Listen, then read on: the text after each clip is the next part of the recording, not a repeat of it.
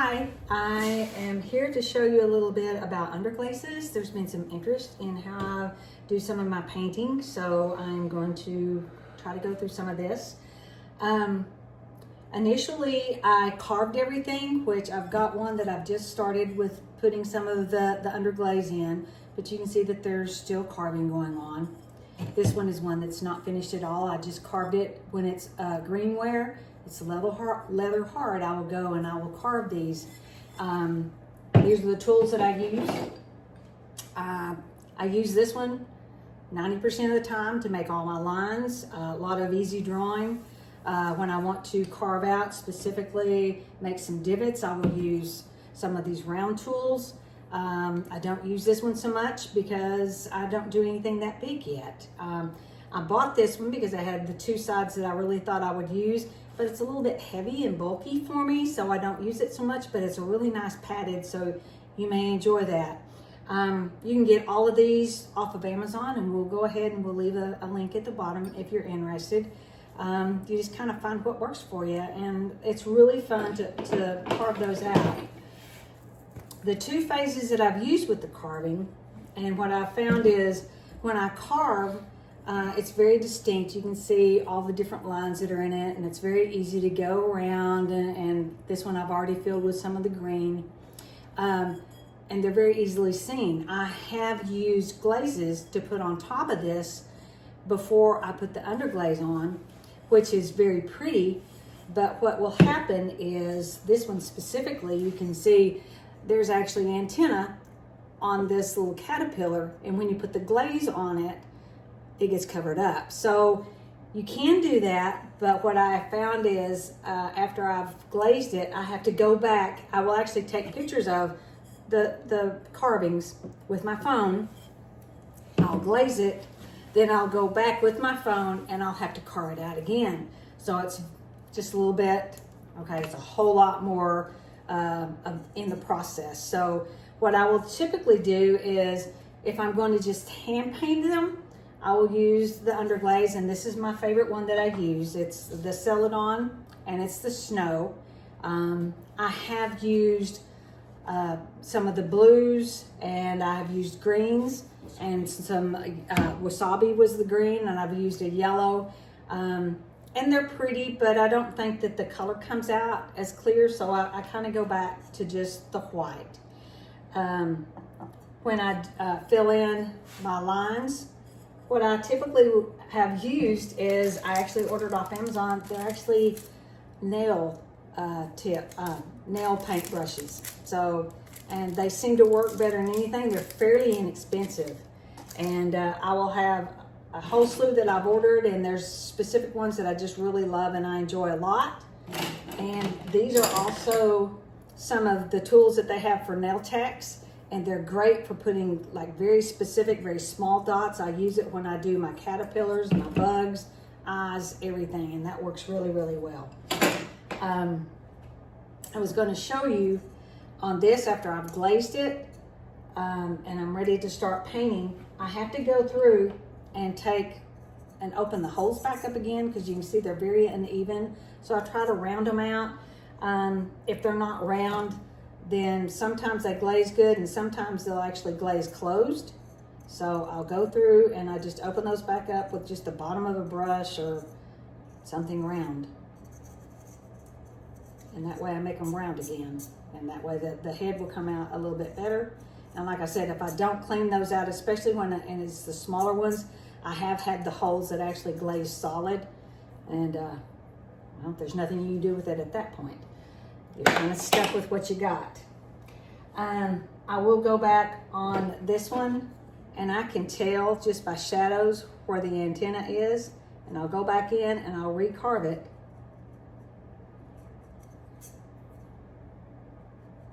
But that just kind of shows you have to go to an extra step just to carve out what you have covered up. So if I do it, the carving, I typically will not put any type of a glaze on it.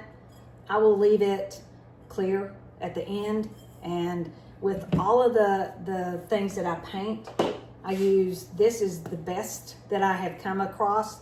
I put 2 to 3 coats of this on it, and it really is, it will remain very clear.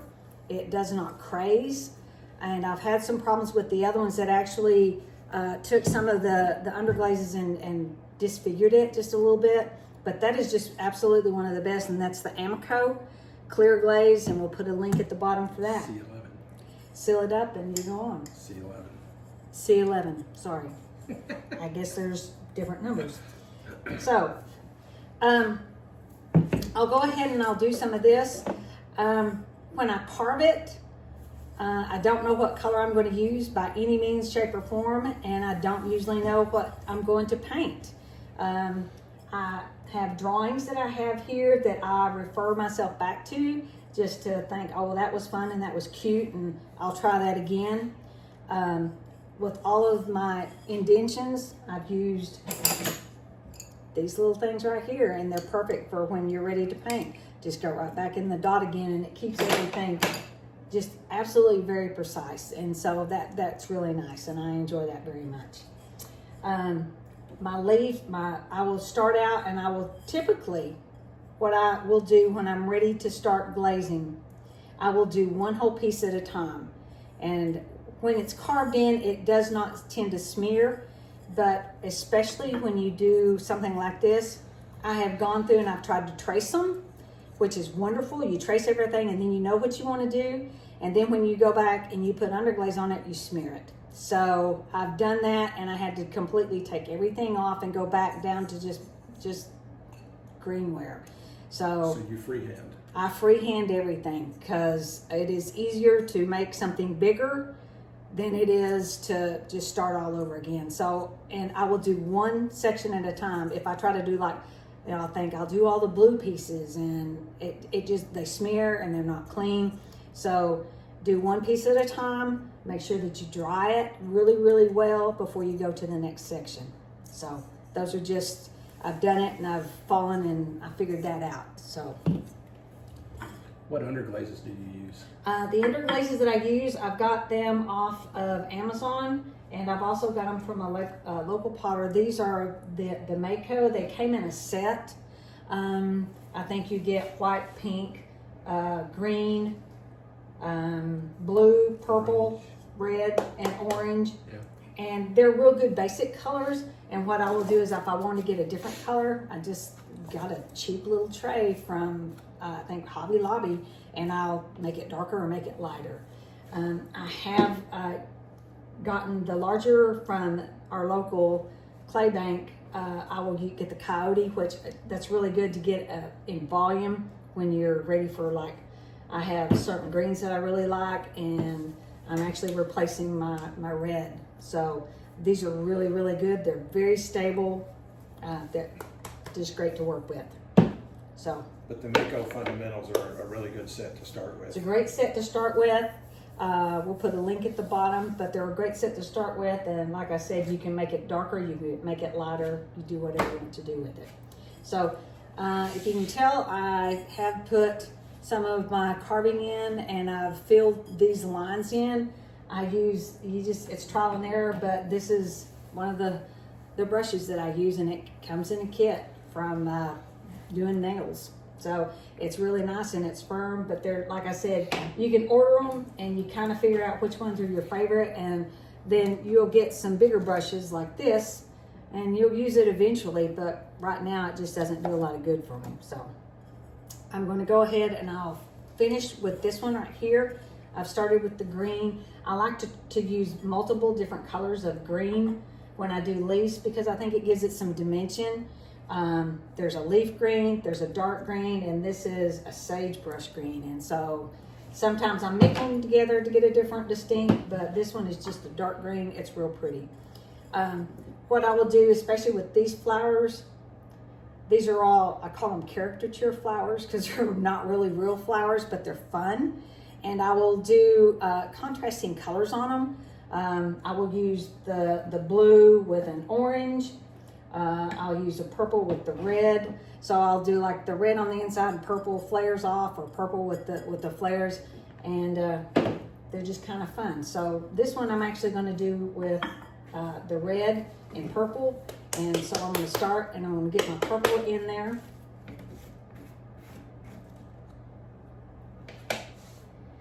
And I find that I actually, because this is round, I actually use these to paint with. So you just get a little dot of it, and you fill it. And that's pretty much the easiest way to do it, instead of putting a brush in it. It just fits the hole. It just fits the hole. As you can see, it's just falling in.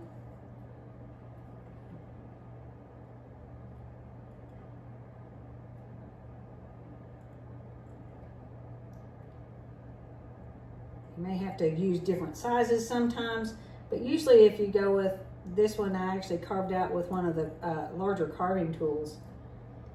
And I'm using, this is the biggest round dot that's out there right now. And I've used some of the foam brushes, but the dots, you just can't get them clear enough. So this just really works pretty well. And I'll dry it in between. I always try to dry everything because it smears so easily.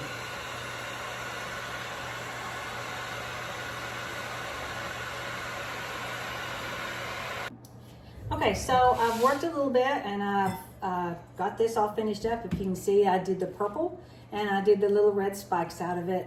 Just makes it kind of cartoonish, and it just makes it fun. So there's how that one finished out.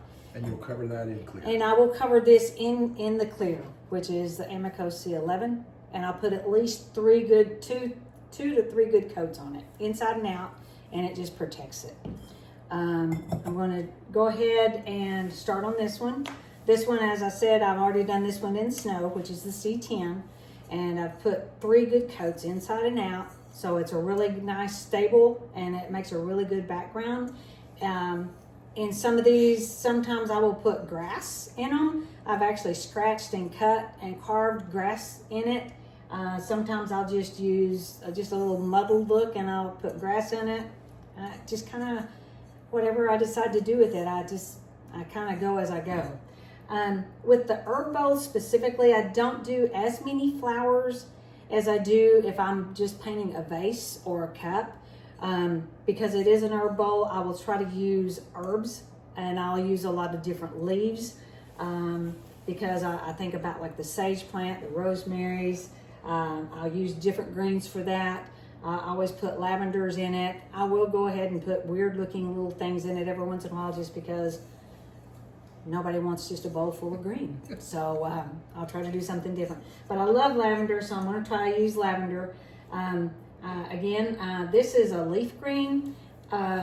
Instead of doing a dark, I try to think, okay, next I'm probably going to do just green, just a plant. So if I'm doing that, I try to think ahead. I don't want to have the same color of green on each one. So this one, I'm going to use the leaf green on, which is kind of a medium green. I will grab one of my 2 brushes that I like, and depending upon how well I'm doing the day, I may switch out. You never know. I always use the glaze at the top. It's easier to thin out, and you just start going.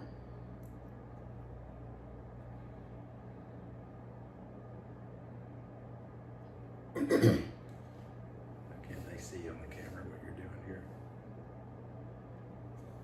Making some stripes. That's all I'm doing. If I've actually made some mounds before, because you know how a lavender is kind of a weird looking little mound, but I like the way that the purple comes in. So I will go ahead and I'll crisscross sometimes. I make some straight, some short, some long, just a little bit of everything. Then when I'm ready, I always, like I said, I always make sure that I dry in between, because they smear. So we're gonna dry this real quick.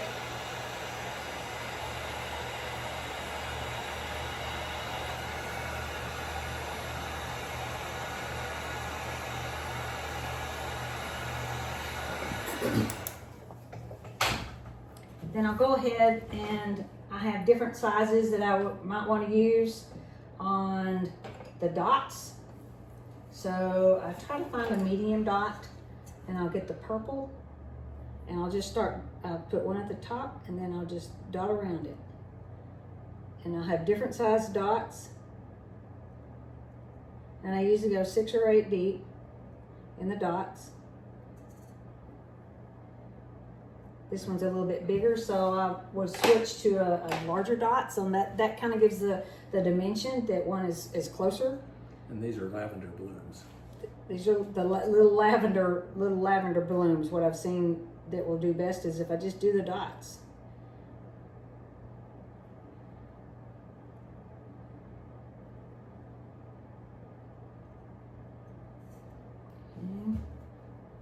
I'll go back to the medium again.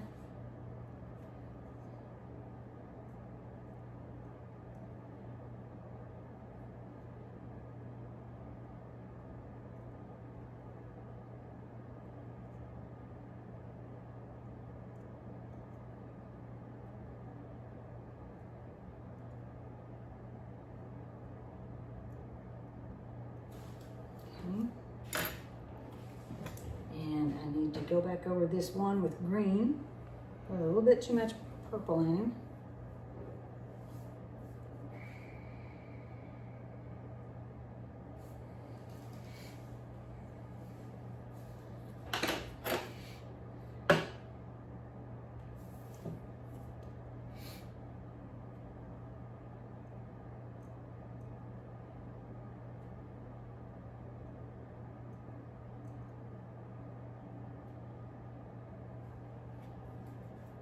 And I'm going to dry this again.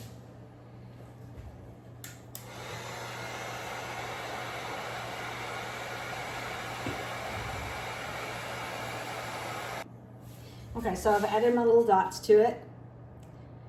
Now we'll go back and I'll add little bitty leaves to it, because you know how a lavender plant is kind of bushy looking, so I'll go ahead and do that. I've got a whole lot to put on this, so I'll let you see when the kiln opening happens. After I'm through with doing the complete covering on this and the ones that are carved, again, you go back and you make sure that you clear coat them with Amaco. Use clear coat, at least 2 good coats. Okay, so I have finished doing some underglaze painting, and I just kind of wanted to show you the different phases that it goes through. This is a mug that I've done. It's painted. You can see it's all vivid colors and everything that's on it right now. And that's just the underglaze. I did use, I think it was wasabi, just to get the green on it. Here are a couple of the stripper bowls that we use. This one was not glazed underneath, so it's just straight underglaze. Those are herb stripper bowls. These are herb stripper bowls. Not bowls for strippers. Not bowls for strippers. Valid point.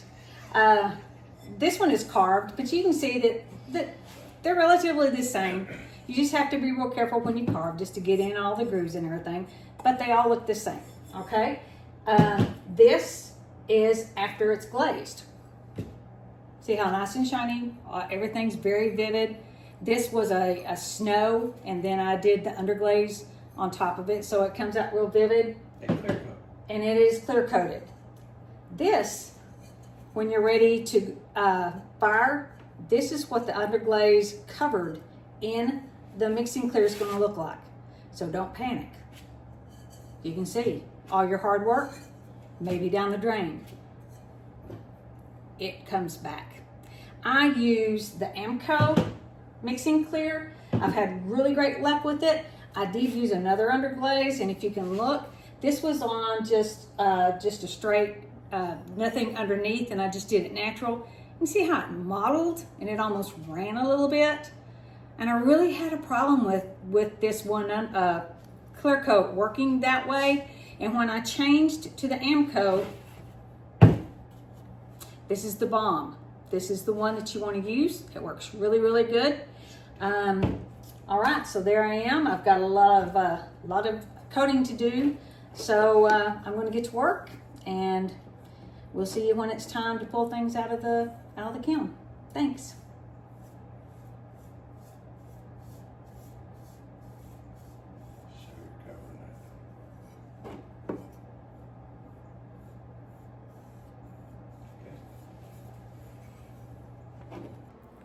Okay, we're gonna unload this kiln that has a couple of the bowls that my wife has done, the paintings and the carvings and all, and then with the clear coat that you see where she completely covers it with the clear coat.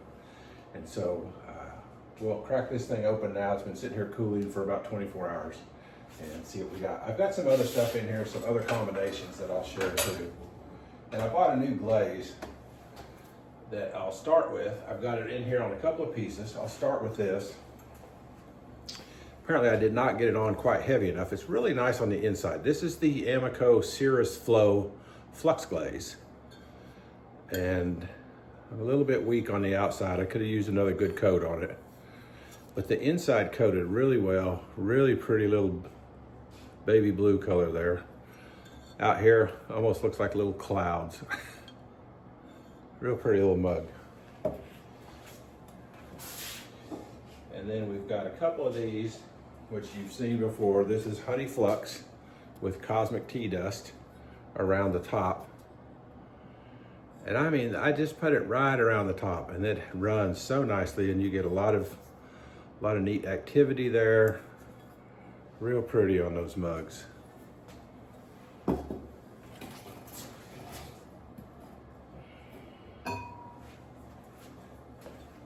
This is always one of my favorites. This is Honey Flux with iron luster over the top of it. And I did the bands. If you watch some of my videos, I do the bands. You do like 3 bands of this and then coat it with iron luster and then you put Honey Flux down first. You put like 2 coats of Honey Flux and then you make bands of iron luster, leaving some bare spaces, and then you cover the whole thing with iron luster. And that's what gives you those wavy little lines. You see it just got right down to the bottom. Just beautiful and stopped right there.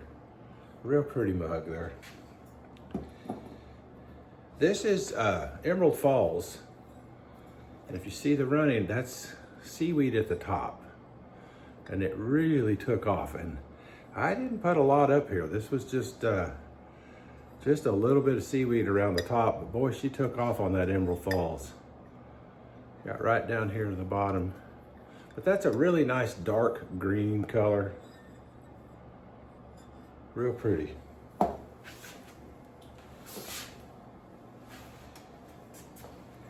This is the typical textured turquoise under blue ratile. And then the top there is where I put seaweed. And that gives us this nice cloudy little band that drops down in there.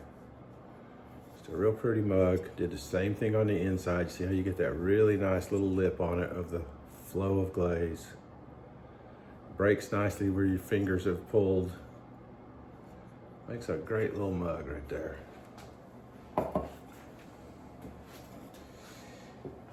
this is a utensil holder. It's a utensil holder. Not really thrilled with it. It's a little short. I have to probably remake this. But this is indigo float. 3 coats of indigo float under ancient jasper. And you really get some color on this. I did a piece before. This was for my granddaughter. But she loved the movement in this glaze, and that's kind of what she wanted on that. Really gives you some pretty stuff there. 3 coats of indigo float and then a couple of coats of the ancient jasper on top of it. You typically get that kind of movement. Really nice.